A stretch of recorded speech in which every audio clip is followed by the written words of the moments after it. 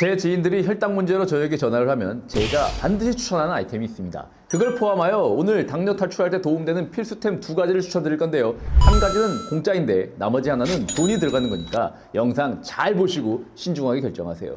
첫 번째가 바로 연소혈당 측정기고요. 당뇨 탈출하려면 이거 반드시 한 번은 써보셔야 합니다만 최대의 단점이 바로 가격이 비싼 것. 그리고 이미 쓰고 있는 분들도 데이터를 제대로 활용하지 못하고 있다는 겁니다. 그냥 단순히 보고 혈당 올랐네 내렸네 뭐 이런 것만 보면 뭐하러 씁니까? 그래서 오늘 이 영상을 통해 이거 돈이 아깝지 않게 본전을 뽑는 방법을 알려드리겠습니다. 오늘만은 영상 집중해서 끝까지 잘 봐주세요. 혹시 아나요? 비싸긴 하지만 뭐 제가 또 선물 하나 보내드릴지도 모릅니다.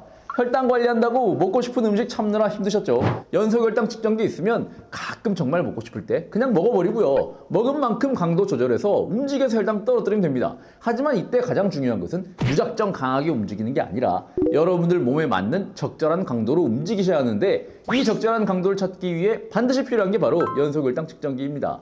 이날이 2월 5일 제 생일이었고요. 저녁 식후 생일 선물로 받은 후아후아 케이크와 아이스크림 케이크를 3조각이나 먹었습니다. 보통 그렇게 먹으면 혈당 250 넘게 올라가는데요. 그래프 한번 보세요. 최고 혈당이 160도 안 됩니다. 그냥 정상인이죠. 연소혈당 측정기에 오차를 계산하면 실제 혈당은 케이크를 3조각이나 먹고도 140 이하로 유지한 거나 다름없습니다. 그냥 하체 운동 강하게 하면 되는 거 아니야? 라고 생각하실 수 있는데요. 이런 분들 계시죠? 저도 교과서로 배울 때는 그렇게 배워서 그게 맞는 줄 알았습니다. 실제로 유튜브에 돌아다니는 영상들 보면 식후에 힘들게 계단 오르기 한 다음 혈당 떨어지는 장면 나오는 영상들 많이 있습니다. 그런데 그거 그 뒷이야기는 안 나오잖아요. 영화에서 악당 두목이 쓰러진 다음에 해치운 건가? 라고 말하면 다시 살아나는 거 이거 아시죠? 혈당도 마찬가지입니다. 다시 올라갑니다. 어제 저녁에 식탁에 닭강정이 있길래 오랜만에 본 양념 가득한 닭강정에 제가 이성을 잃어버렸습니다. 폭풍 흡입한 후 정신을 차리고 유산소 운동을 40분이나 했습니다. 혈당 잘 떨어졌겠죠? 여기서 기존 혈당기로 혈당을 측정했다면 드디어 내가 해치웠구나 하고 기분 좋은 마음으로 뒤돌아섰을 겁니다. 하지만 운동 끝나고 시간이 지나자 다시 솟구치기 시작합니다. 혈당을 특정 시점에 한 번만 측정해서는 이걸 알아차리기가 어렵습니다. 연소혈당 측정기가 없었다면 저도 이걸 알아차릴 수가 없었을 겁니다. 이걸 막아야 합니다. 운동 강도가 소화를 억제시킬 만큼 너무 셀 경우 이런 현상이 발생하고요. 이거 막으려면 사람마다 다 다른 소화가 멈추지 않을 정도의 운동 강도를 찾으셔야 합니다. 이게 왜 그런지 그 이유는 영상 맨 뒤에 넣었습니다. 원리까지 알면 더 도움이 되는데 원리 이야기하면 뒤로 가게 하실 분들이 많아지니 한 분이라도 더 보시게 실전에 적용할 수 있는 팁 위주로 앞부분에 다 채워넣습니다. 좀만 기다리세요. 이번 영상도 유튜브 당뇨 영상의 정석이 될 거라고 제가 확신합니다. 조회수는 1년 안에 100만 조회수 나올 거라고 제가 예상하는데요. 왜냐하면 진짜 당뇨를 탈출해본 저 같은 사람만 알려드릴 수 있는 진짜 방법을 알려주는 희소성 있는 영상이니까 잘 될 수밖에 없습니다. 그러니까 잘 봐보세요. 운동과 더불어 당뇨 탈출할 때 필수적인 음식량을 설정할 때도 마찬가지입니다. 일반적인 피 뽑는 측정기를 사용하시면 식후 혈당 측정할 때 순간 혈당은 확인할 수 있어도 이게 오르는 중 혈당인지 내리는 중 혈당인지 알 수가 없습니다.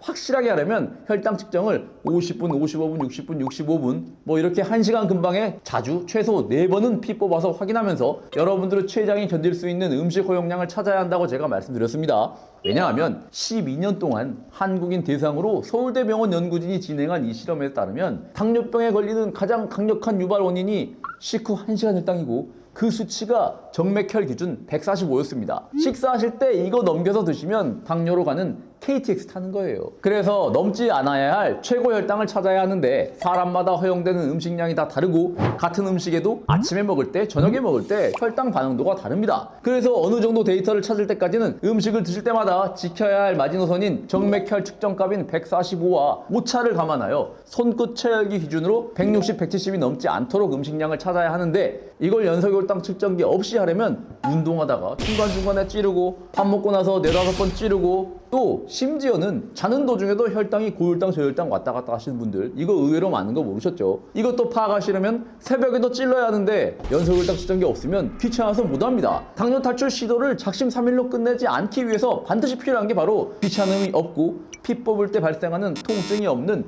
연소혈당 측정기입니다. 이거 한 번만이라도 꼭 써보시고 여러분들의 음식 허용량 찾으셔야 합니다. 다시 한번 말씀드리자면 병원에서 측정하는 정맥혈 기준 145니까요. 연소혈당 측정기의 경우 오차를 감안하면 180 정도가 넘지 않게 먹은 양을 설정하시면 됩니다. 그냥 단순하게 생각해 보세요. 눈에 안 보여서 그렇지 혈관 안에 포도주스가 끈적끈적하게 떠다니는 겁니다. 이건 음식을 먹는 우리 입이 우리 혈관에 가하는 일종의 폭력이자 범죄입니다.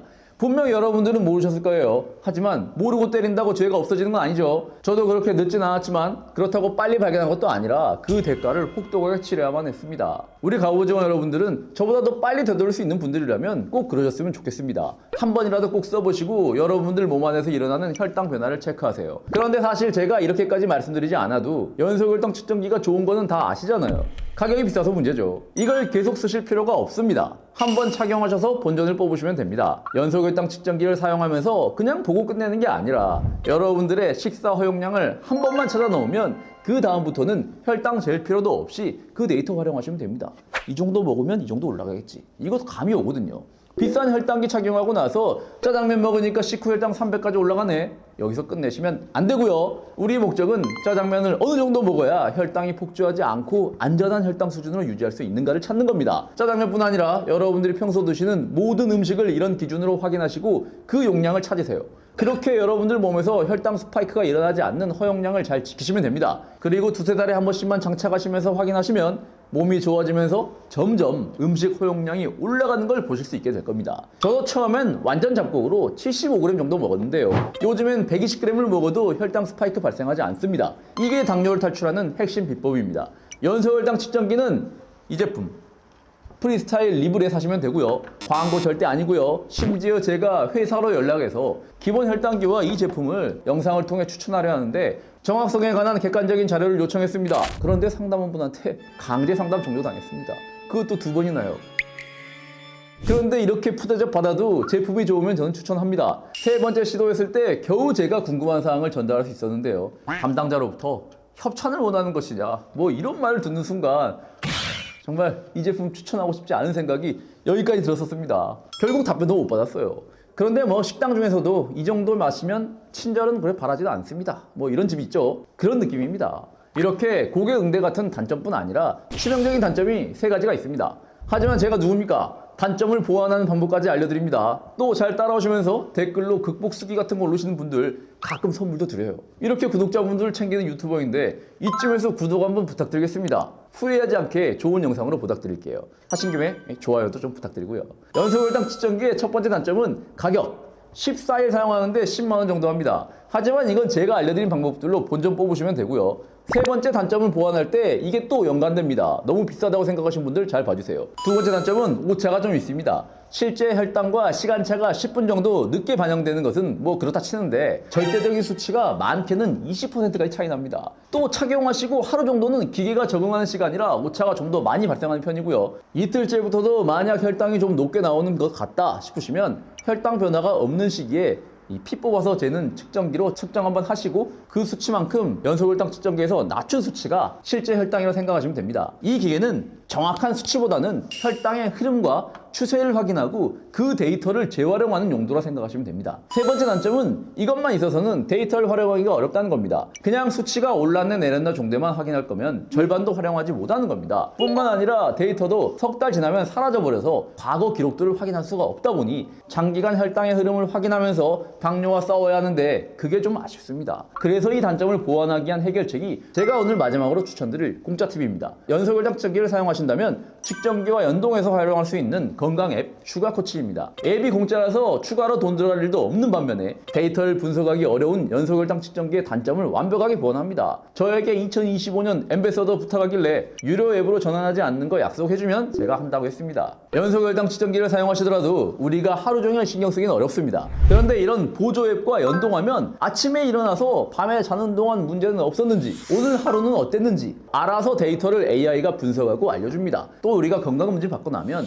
예전 건강검진 받았던 것 가져와서 비교해보잖아요. 혈당도 그래야 하거든요. 이 앱을 통해 비싼 돈 주고 구입한 연소혈당 측정기 통해서 측정한 데이터가 사라지지 않게 잘 보관할 수 있습니다. 그냥 놔두면 석 달 후면 없어진다고 말씀드렸죠. 저도 이 기능 때문에 꾸준하게 사용하고 있습니다. 그리고 저장된 지난주, 지난달 데이터와 비교해서 얼마나 좋아졌는지 숫자로 비교도 해줍니다. 그리고 이 앱의 가장 큰 장점 중 하나는 연속혈당 측정기의 첫 번째 단점인 가격도 보완해줍니다. 앱에서 사면 제일 저렴해요. 이것만으로도 할만하죠. 앱스토어에서 슈가커치 검색해서 다운로드해서 보셔도 되고요. 힘드신 분들은 밑에 링크 달아놓을게요. 데이터 보기도 편하고 손해볼 것도 없어서 저도 꾸준히 사용하고 있으니 여러분도 쓰시면 좋을 것 같습니다. 제가 엠베세더기도 하니까 이 앱 좀 잘 됐으면 좋겠습니다. 자, 그럼 아까 말씀드렸던 식후에 왜 운동을 강하게 했을 때 혈당이 오히려 강하게 치고 올라가는지 이거 설명드리고 영상 마치겠습니다. 공복에 강하게 운동했을 때 올라가는 이유는 다음 편, 5편 공복혈당 편에 나오니까 그때 확인하시면 되고요. 식후 강한 운동으로 인한 혈당 상승 이유 설명드리겠습니다. 이걸 아시면 더 디테일하게 음식 종류나 양에 따라 운동 강도를 조절할 수 있으니 여기까지 보신 김에 꼭 끝까지 보시길 추천드리겠습니다. 음식 소화는 순차적으로 이루어지는데요. 위에 있는 음식물은 혈당을 못 올리고요. 위에서 장으로 넘어간 음식만 혈관으로 들어가 혈당을 높일 수 있습니다. 젓가락 내려놓고 30분이 지난 상태에서 제가 먹은 닭강정의 60%는 아직 위에 남아있고 40%가 장에 넘어가서 혈당을 한참 올리고 있는 시점이 바로 이 시점이고요. 이때 혈당이 높은 걸 보고 운동을 시작했는데 강도를 너무 세게 할 경우 골격근으로 혈액이 몰리고 그만큼 소화기관으로 혈액이 덜 가게 되면서 소화 속도가 줄어들어 버립니다. 이해를 잘 하실 수 있게 그냥 위 기능이 멈춰버린다고 가정할게요.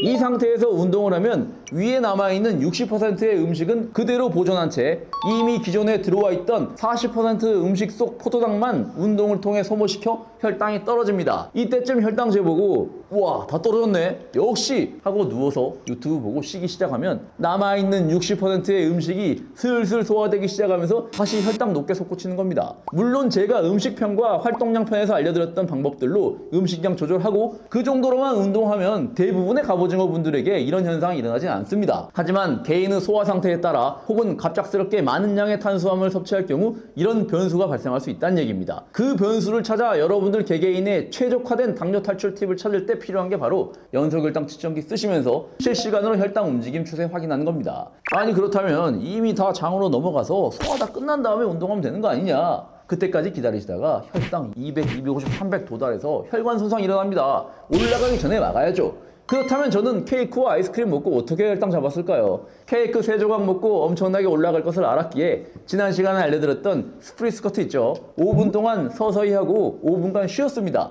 쉬는 동안 또 소화가 시작되어 위에서 장으로 포도당 넘어갔겠죠. 그럼 또 5분 동안 운동, 또 5분 휴식, 또 5분 운동, 또 휴식. 대군을 상대할 때는 넓은 허와 벌판에서 한 번에 상대하는 게 아니라 좁은 협곡으로 적을 유인해서 조금씩 들여보낸 다음 공격하는 방법을 써야 됩니다. 특별하게 과식한 날은 이렇게 하셔야 하고요. 제가 알려드린 5분씩 쉬면서 혈당 사용하는 방법 시도해 보시고 여러분들 몸에 맞게 조금씩 변형하면 더 좋습니다. 저는 예시를 들어드린 것이고요. 여러분들이 몸에 최적화하시려면 직접 해보셔야 합니다. 오늘 진짜 어디서도 못 들어본 정보 맞죠? 이런 영상은 조금 번거로우시더라도 친구들에게 공유하세요. 이 영상은 제가 만들고도 정말 감동했습니다. 충분히 공유할 가치가 있습니다. 그럼 다음 시간에 더 건강해져서 만나요.